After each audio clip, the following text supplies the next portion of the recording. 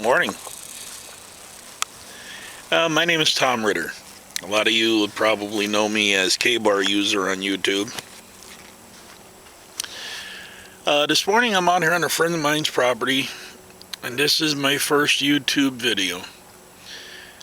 I've been trying to figure out how to do it.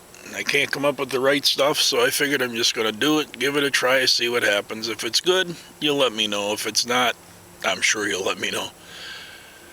And basically what I'm just going to cover is an introduction.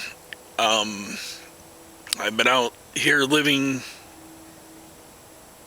38, 39 years. Since I was 8 years old. I'm 48 now, so 40 years. I've been running around the woods. When I was a young kid, I had a lot of good influences. I had two great brothers who were hunter, fishermen, woodsmen. Father who was, I guess you would call him a backwoodsman. He remembers the old days of the 30s, 40s, 50s, when he used to go camping in places like this just for the night. Bushcrafting, I guess you would call it. With nothing but a knife and toilet paper, some hooks and sinkers, fishing line, and his .22, his knife, and his dog.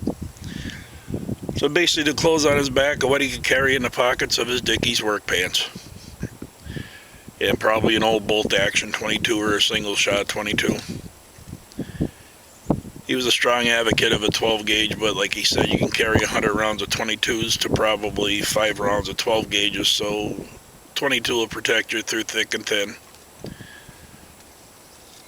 And from my years of experience, I kind of come to the conclusion that he was right. A .22 will get you through thick and thin.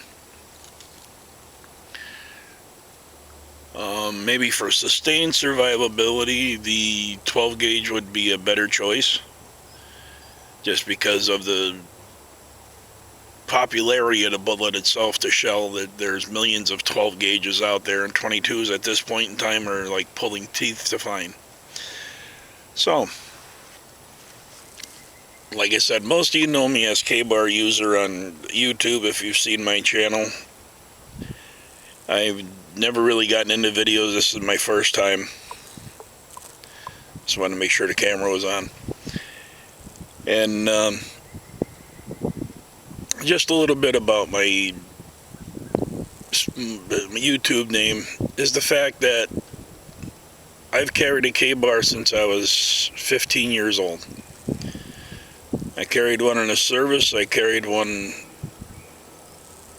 all over the woods, among other knives, but the K-Bar was basically my buddy. So I have nothing bad to say about the K-Bars. I have nothing bad to say about other knives. There are some out there I wouldn't suggest, but that's a personal preference of yours, what you want to carry. Or what you can afford. I have some $6 knives that perform just as well as my $100 knives, so go figure. Just real quick, like I said, this is an introduction. So I've been in the woods now for 40 years. I fish, I hunt, I trap. Well, I don't trap anymore, but I used to. The game has gotten really scarce. I mean, when I used to come out in this area years ago, the limit of squirrels was, you're hunting an hour and a half. Now you're lucky if you see a limit of squirrels in this area a year. Northeast PA, this area around here, Scranton area.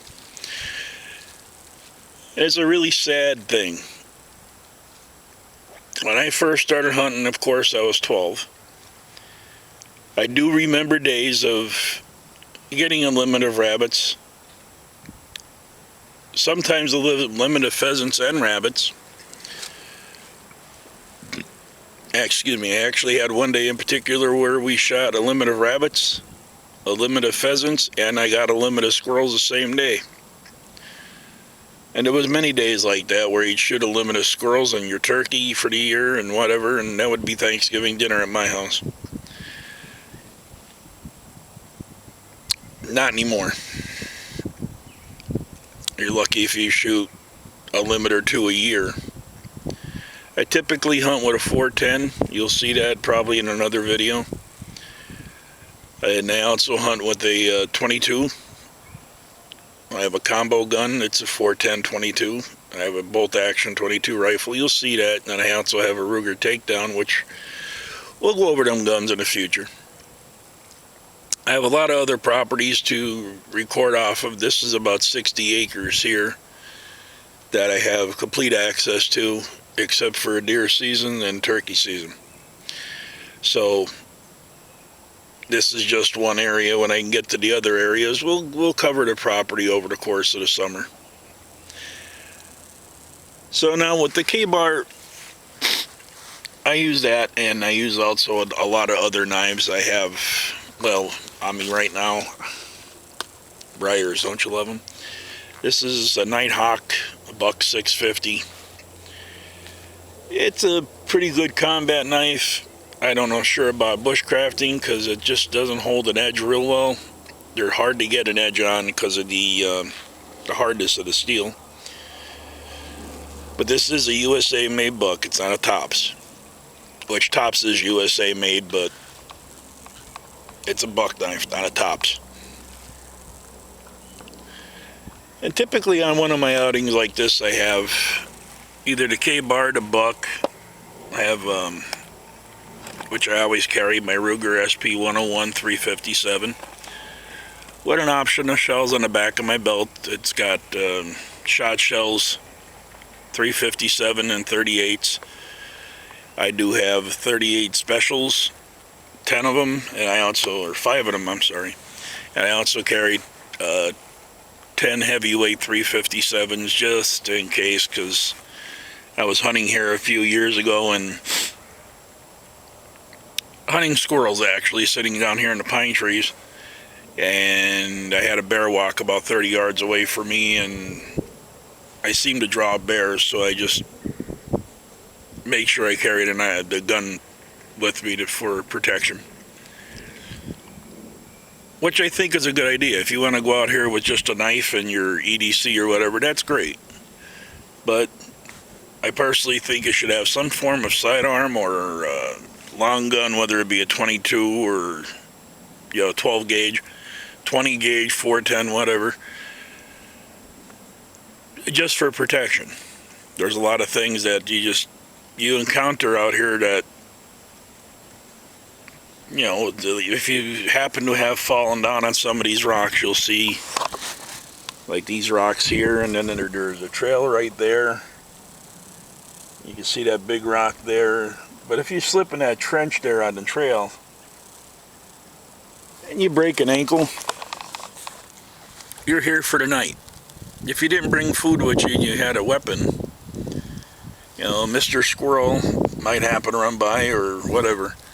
And at least you'd have a dinner till you got back up this hill the next day, or splinted your leg or whatever, but at least you wouldn't have to go hungry that night.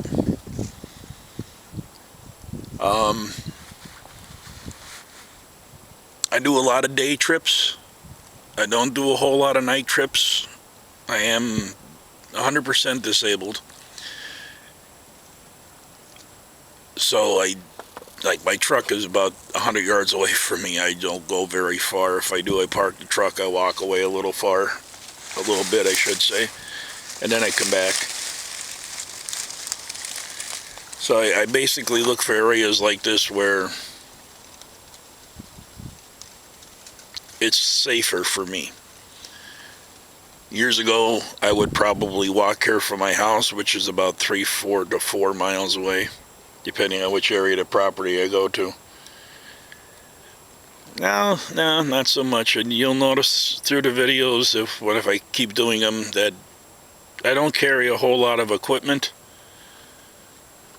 because I just can't carry the weight. Excuse me. And this is my EDC. This is a tactical tailor bag. Inside of here, I got everything I need for one night. There's shelter, fire, water. Obviously, there's the water bottle.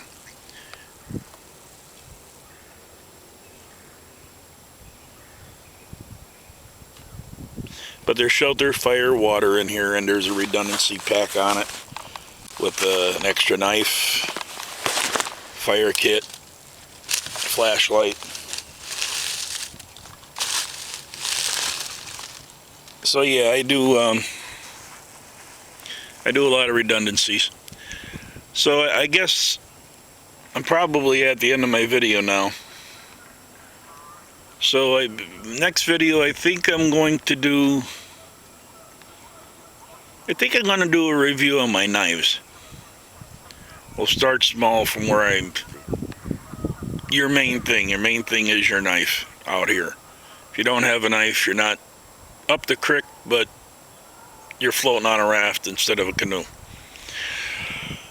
So, hopefully the next video we'll pull some knives out, and you'll see the diversity of the knives that I own, from a $6 Tomahawk brand knife right up into my Yarborough knife. And by the way, yes, I did receive the Yarborough knife. The only way to receive the Yarborough knife is to go through the Q Corps Special Forces. Just a little background. Yes, I was in the service. I worked with the Green Beret, which we used to be called Special Forces. Now it's just an acronym for everything that might be an elite force in the Army. And I was also a search and rescue ranger with the Civil Air Patrol. I was a captain in the Civil Air Patrol for a ranger team here in Northeast PA. So if any of you old guys, the Hastings boys or anybody like that is watching the videos or keeps an eye on the videos, hey guys. So I'm going to end this video now, and I thank you very much if you're watching this. I thank all my subscribers that did subscribe to my channel without videos, just the playlists. And I'll get back to you right away. You have a good day now. Bye.